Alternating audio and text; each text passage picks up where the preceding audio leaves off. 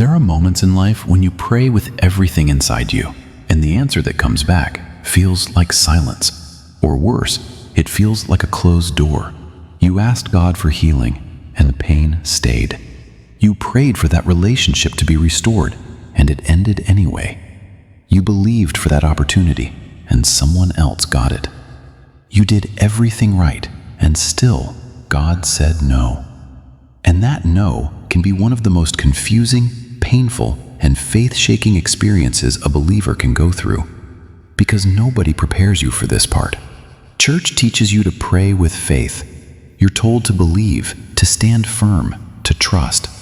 But very few people honestly talk about what happens when the answer is no, when the miracle doesn't come, when the door stays shut, when heaven feels quiet and your heart feels heavy. And in that silence, the enemy begins to whisper, maybe God doesn't care. Maybe your faith isn't strong enough. Maybe you did something wrong. Maybe God is punishing you.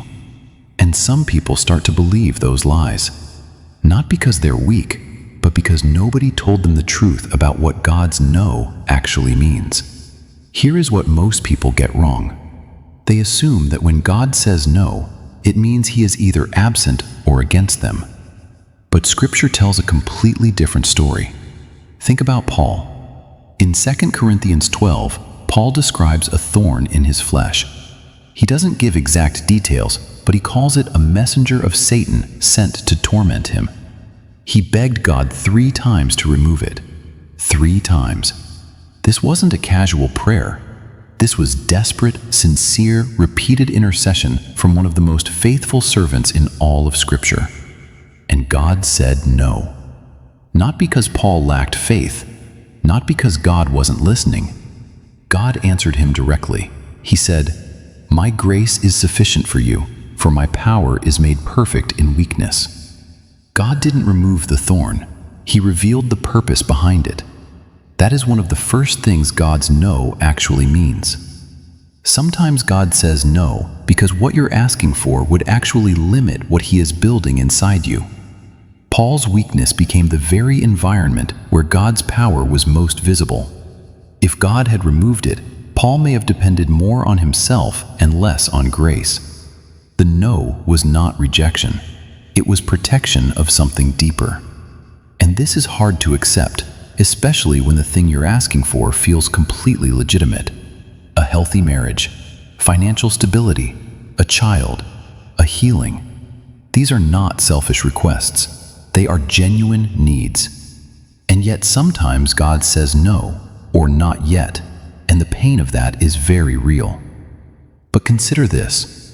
A loving father does not give his child everything the child asks for, not because he doesn't love them, but because he can see what the child cannot. He knows which things will harm them. He knows which paths lead somewhere dangerous. He knows that the very thing his child is reaching for may be pulling them away from something far greater. God sees your entire life. You only see right now. You are praying through a window. God is looking at the whole house. In Romans 8:28, Scripture says, "And we know that in all things God works for the good of those who love him, who have been called according to his purpose." Not some things, not the easy things, all things, including the no, including the closed door, including the unanswered prayer. God is working in that too. But here is where many believers struggle. They accept this in theory, but resist it emotionally.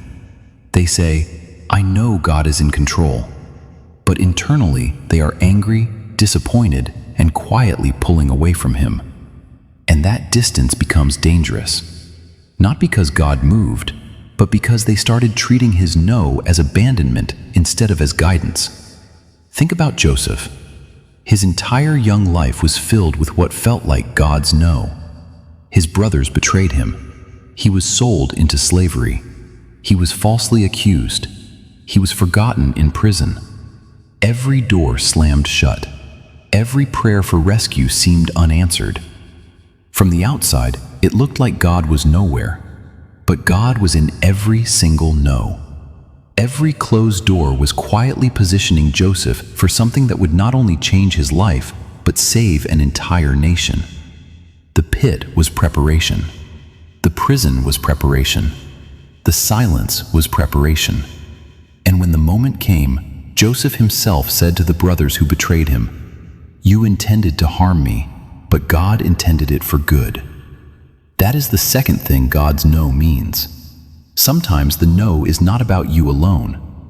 Sometimes God is preparing you for a purpose that is bigger than your current prayer. And if He gave you what you asked for right now, you would not be ready for what is coming. The problem is, we measure God's faithfulness by our timeline. We expect answers within our schedule, comfort within our season, breakthroughs within our plan. But God does not operate within the limits of your timeline.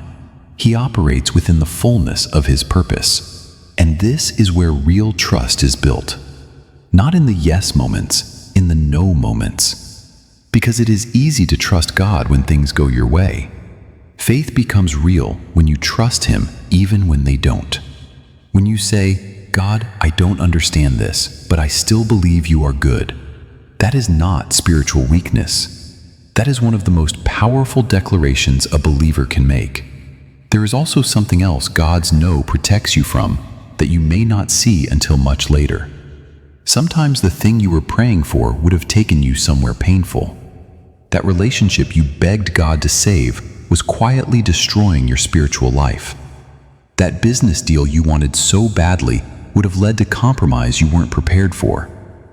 That door you wanted to walk through would have taken you far from the calling God had on your life. You only see what's in front of you. God sees what's around the corner. Isaiah 55:8 says, "For my thoughts are not your thoughts, neither are your ways my ways." God's wisdom is not an upgraded version of human wisdom. It is an entirely different dimension of understanding. And sometimes His protection looks like a closed door. His redirection looks like a painful no. His love looks like silence in the season where He is doing the deepest work in you. The danger is hardening your heart in the waiting. Because when God says no, there are two responses. You can draw closer to Him in confusion and trust, or you can quietly pull away in disappointment and doubt. And the enemy knows that a disappointed heart is one of the most vulnerable hearts. He will use every unanswered prayer to build a case against God's goodness. Don't let him. Because the same God who said no to Paul's request said, "My grace is sufficient." He didn't just close the door. He gave Paul something better. His presence, His power, His sustaining grace in the middle of what Paul could not change. And that is the third thing God's no means. It is often His way of saying, "I have something better, not easier, better. Better for your character, better for your calling, better for your eternity." Not better by the world's definition, but better by the standard of someone who loves you completely and sees the full picture of your life. Jeremiah 29:11 says, "For I know the plans I have for you, declares the Lord. Plans to prosper you and not to harm you. Plans to give you a hope and a future." God has never been confused about your situation. He has never looked at your life and shrugged. His no is never careless. His silence is never indifference. Every closed door was held shut by a hand that loves you deeply. So what do you do when God says no? You don't pretend it doesn't hurt. Honest faith is not fake faith. It's okay to grieve. It's okay to sit with God in your confusion. It's okay to say, "God, I don't understand this." The Psalms are full of that kind of prayer. Raw, honest, real. But then you choose to stay. You choose to trust what you cannot yet see. You choose to believe that His no is not the final word on your story, but part of a greater story that He is still writing.